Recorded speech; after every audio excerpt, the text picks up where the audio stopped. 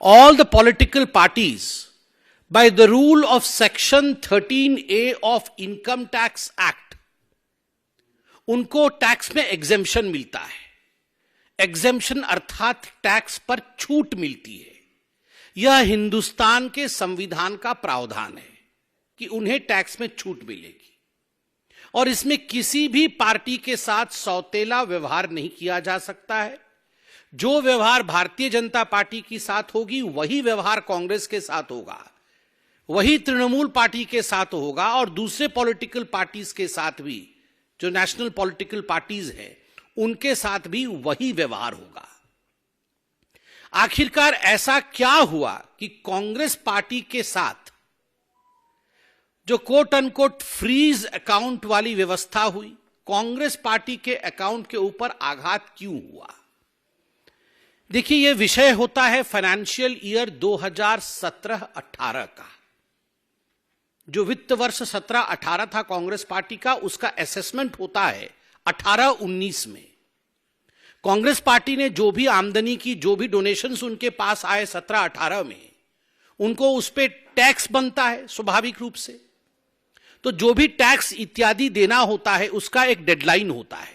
आप सभी मित्र और हम सब जो मंच पे बैठे हुए हैं अमूमन सब टैक्स भरते हैं, तो टैक्स का डेडलाइन और टैक्स का एक्सटेंडेड डेडलाइन, इस विषय को हम जानते हैं कि जुलाई के महीने में टैक्स भरने का डेडलाइन है, तो ये एक्सटेंड होता है और एक्सटेंडेड डेट भी एक होता है। और एक्सटेंडेड डेट तक भी हम टैक्स नहीं भर पाए तो हमें पेनाल्टी देना होता है, हमें फाइन देना होता है। तो फाइनेंशियल ईयर 17-18 का जो असेसमेंट बना उसके अनुसार कांग्रेस पार्टी को दिसंबर 31, 2018 ये लास्ट डेट था, ये डेडलाइन थी जब तक उनको अपना टैक्स रिटर्न भरना था। But Congress could not comply with this.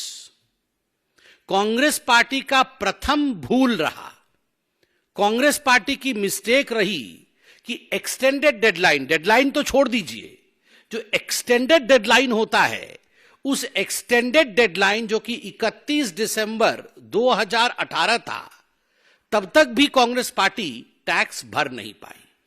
वो टैक्स भरी कब? वो टैक्स भरती है फरवरी 2019। Does not comply with the extended deadline. It fills its tax return for the financial year 2017-18 in February 2019. तो एक कानून टूट जाता है। दूसरा एक प्रावधान है, एक रूल है जो आप सब जानते हैं, पॉलिटिकल पार्टी के लिए बनाई गई है कि कोई भी पॉलिटिकल पार्टी अपने अकाउंट में 20,000 रुपए से अधिक कैश में डोनेशन नहीं ले सकता है। मगर कांग्रेस पार्टी का फाइनेंशियल ईयर 2017-18 का जब असेसमेंट 18-19 में हुआ तो उसमें पाया गया कि कांग्रेस पार्टी ने इस प्रावधान का भी उल्लंघन किया है। Congress party has not complied with this rule that no political party can receive donations beyond 20,000 rupees.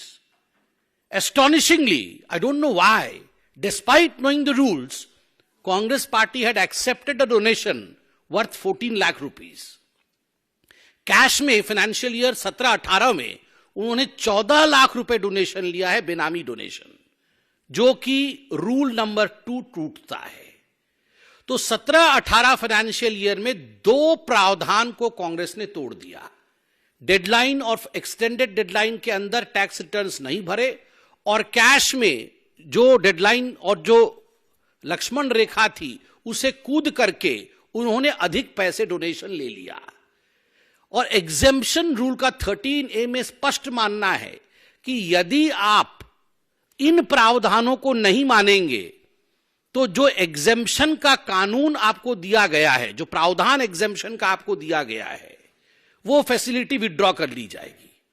तो कांग्रेस पार्टी का जो एग्जेम्पशन दिया गया था एक पॉलिटिकल पार्टी के नाते 13A के अंतर्गत, दैट वाज विड्रॉन। तो स्वाभाविक रूप से अब कांग्रेस पार्टी क्या कहलाती है? तो इनकम टैक्स के नोमेनक्लेचर में कांग्रेस पार्टी अब एक एसोसिएशन ऑफ पर्संस कहलाती है। and it would be subjected to normal tax liability. A group of association of people है, और एक एसोसिएशन ऑफ पीपल जब कोई ट्रस्ट इत्यादि इत्यादि चलाते हैं तो उनका जो टैक्स लायबिलिटी होता है, नॉर्मल टैक्स लायबिलिटी होती है, वो नॉर्मल टैक्स लायबिलिटी के ब्रैकेट में कांग्रेस पार्टी आ जाती है।